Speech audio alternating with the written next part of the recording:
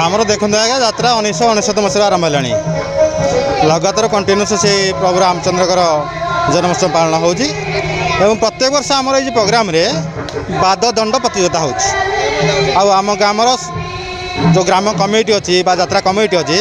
समस्ते यात्रा को सुचारू रूपे शांति श्रृंखला सह पालन कर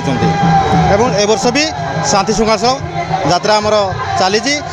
बाद दंड प्रतियोगिता भी चली लोक भी बहुत संख्यार जमा होती दंड को उपभोग कर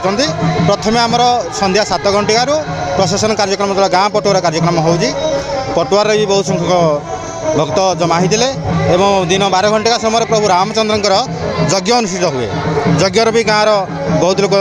जग दिखती और अन्नप्रसाद व्यवस्था भी होता है समस्त अन्नप्रसाद पाई निज घर को जाती और रात्रकालीन प्रोग्राम हो बाददंड प्रतियोगिता आज को प्राय पाखापाखि 26 वर्ष चली रीतिनीति कहले देखूँ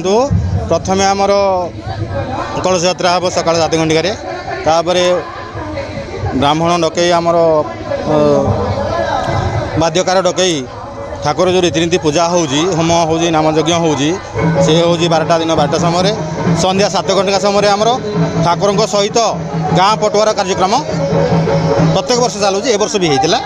पटुआर कार्यक्रम आमर साधारणतः संध्या 7 घंटा को आरंभ हो 10 घंटे शेष हो पटुआर शेष है आमर सांस्कृतिक कार्यक्रम जो बाददंड प्रतियोगिता बर्तमान कंटिन्यू चली लोक भी बहुत भक्त उपभोग कर।